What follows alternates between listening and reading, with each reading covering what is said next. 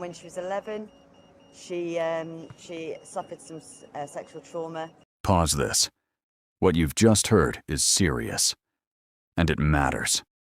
This is a conversation about a personal experience and how it's being described. But notice what it does to everything that comes next. It doesn't just inform you, it puts you in a position before anything else is explained. And once that's there, everything that follows is seen through that lens. Start here. Listen to what comes next. And found the cult. A label is introduced. In this case, cult. And once that word is there, it's no longer neutral. She came out of the cult. It starts to position everything that follows. It can suggest influence, shared ideas, or something that feels difficult to challenge. But in this moment, those meanings are implied more than explained. Which was a preferred poison dart for a colour? You're not just hearing what's said, you're seeing how it's being built. This is where it becomes clearer. A detail is introduced, and it sounds specific, but it doesn't actually explain anything. It just makes the picture feel more complete, even though nothing has really changed. Green. Green. It feels like more information, but it doesn't actually change what you know. It just reinforces what's already been suggested. Evidence after evidence after evidence of that. This is where it becomes more definite. It starts to sound less like something being explored, and more like something that's already established. The repetition adds weight. And they tell us it's not a social contagion? It creates a sense of increasing certainty as more observations are linked together. And over time, it starts to sound less like an open question and more like a conclusion that's already formed. It's the trendy trans, isn't it? Yeah. It's like they have to be depressed if they're in the trans cult. And this is where it expands further. The conversation moves beyond individual details into broader assumptions about a group.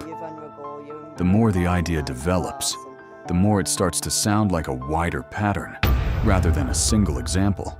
And that changes how later comments are understood. From going to he, him was a bit easier because she'd been they, them for about 6 months. It's the progression, So isn't it? And by this point, the conversation is no longer just building certainty. It's describing a process of progression. It became normalised, yeah. You know, it's just the script that they all get told to tell, you know. This is where the language starts to sound shared.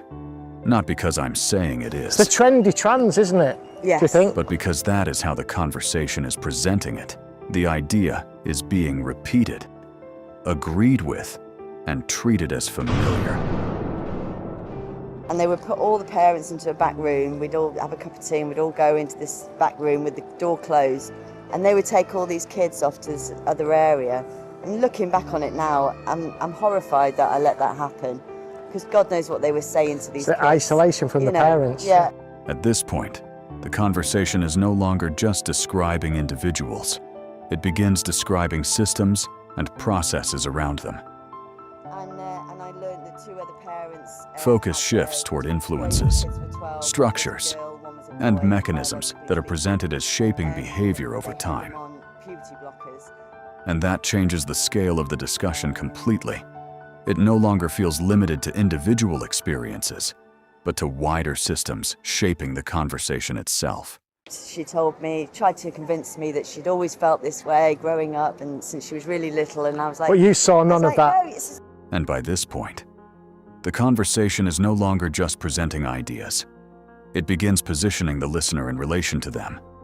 You're told that, you know, you're vulnerable, you're a marginalised class. The discussion starts to carry an assumption of understanding, as though the conclusion has already become emotionally settled.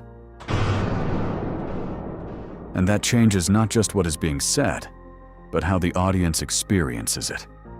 But I really wasn't aware of the transgender as it is now. And I thought it was just part of her healing journey. I thought that she was probably just bisexual or lesbian and just figuring it out. And again, not an issue. And it wasn't anything more than just changing her clothes. She did shave her head. And by the end of the discussion, the focus is no longer just on individual claims. It's on the wider framing surrounding them. It creates a sense of increasing certainty as more observations are linked together, and earlier experiences begin to be understood through a different frame of interpretation. She took on the mullets. Right.